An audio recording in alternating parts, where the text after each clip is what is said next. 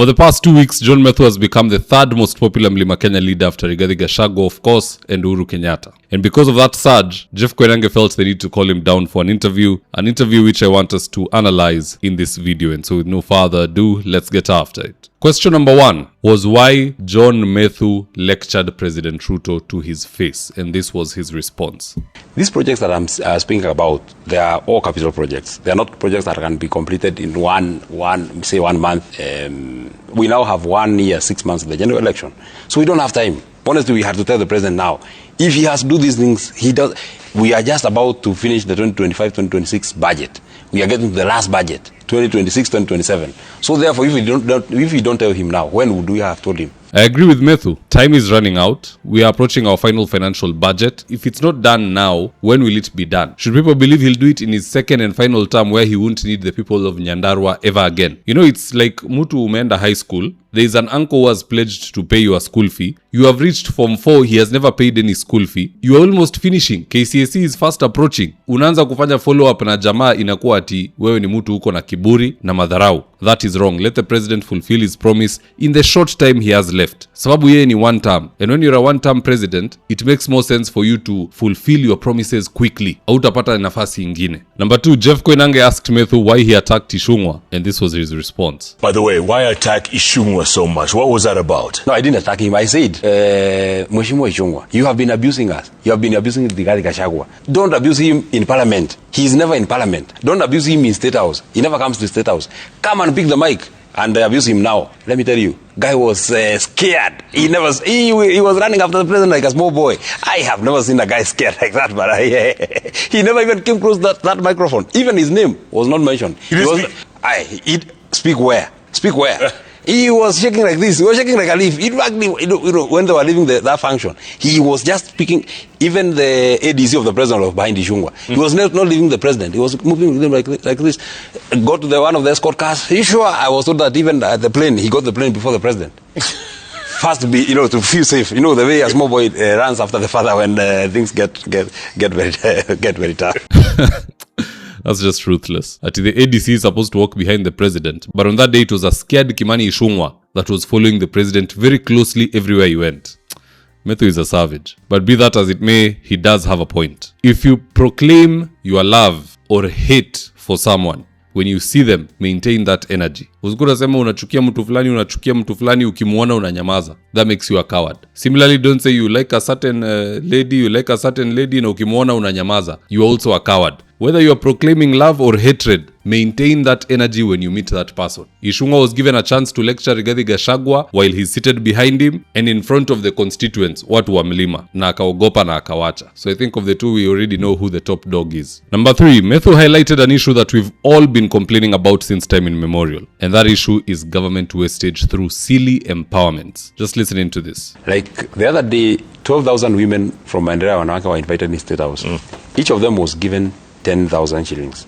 That's a whopping 120 million. 120 million, one sitting. I hear today, the Akolino are being given 3,000. I have told you they are my in-laws, so I know. They were expecting 10,000, by the way. So they were given 3,000, they were calling me, they're saying, hey, Mutu alikata pesa yetu. So even for argument's sake, just assume there were 5,000. That's already 15 million shillings. So tell me, how do we build an economy? By giving people handouts. How do we build a country? By just calling people. What percentage of the people of Kenya can go to State House and get that money? Why can't we just distribute this money? How do we say that the country cannot fund enough our education model yet to get that kind of money in State House? How do we get that kind of money? That you can spend like 300 million one day. You saw that keep forgetting his name. We call him Soprano, but he has a better name. Occasionally we call him Soprano, but he has another name. He has another name. Yeah, he's the deputy. Yeah, that man. So you saw that he spends 8 million shillings every day on choppers. 8 million. 8 million. 8 million to go and distribute beans and rice in Nyandaro. Because that's the only thing that he comes to do in Nyandaro. To go and distribute UDA t-shirts in Garissa.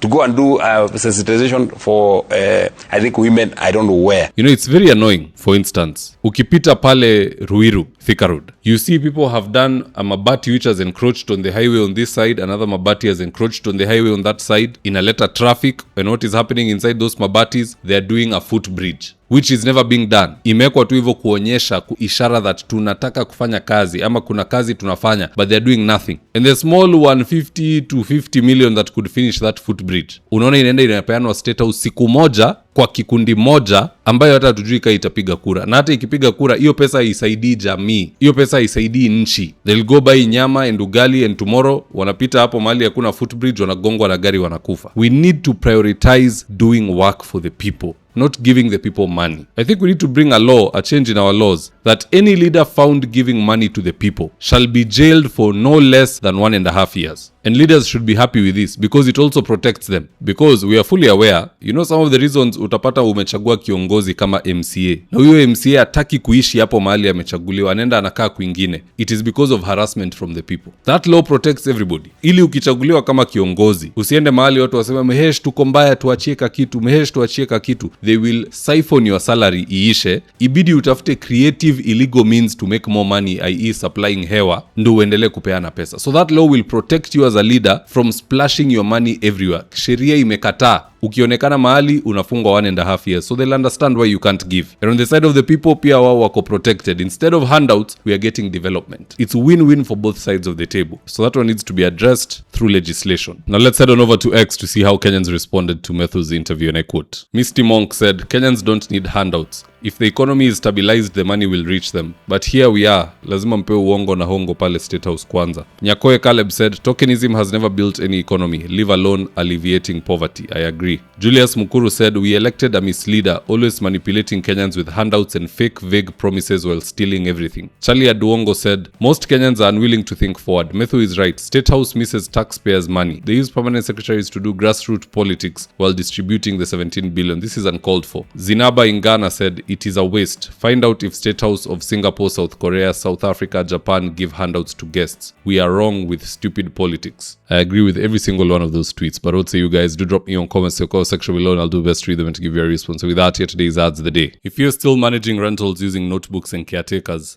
see how Joel Karango Miner switched to a system that runs his 76 units automatically. Every month, caretakers traveled to his office with handwritten records.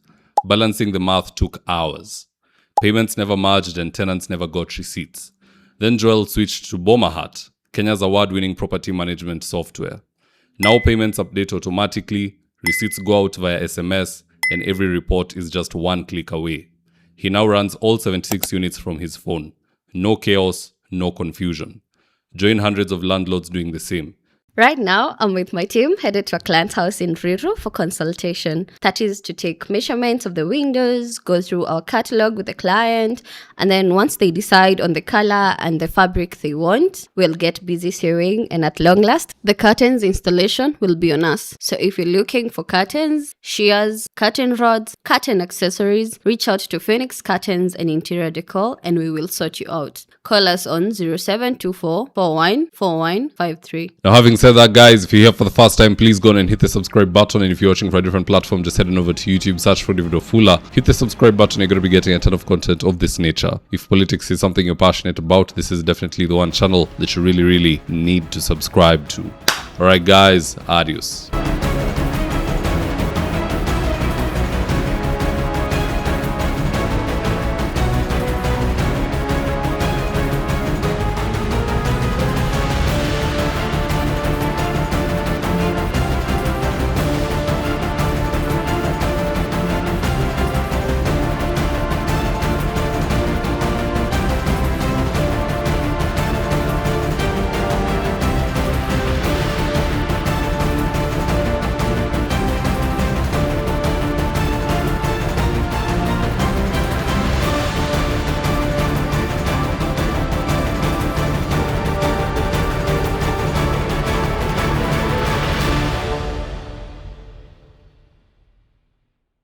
Thank you for choosing David Wafula as your primary news platform.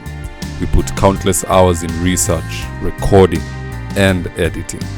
By showing up each and every day to watch our videos, you encourage us to generate more videos for the viewers. We are on a mission to inform, educate, and build a better tomorrow. To our thousands of followers in a world full of presidents, kings, and queens, you are the real gem. Adios.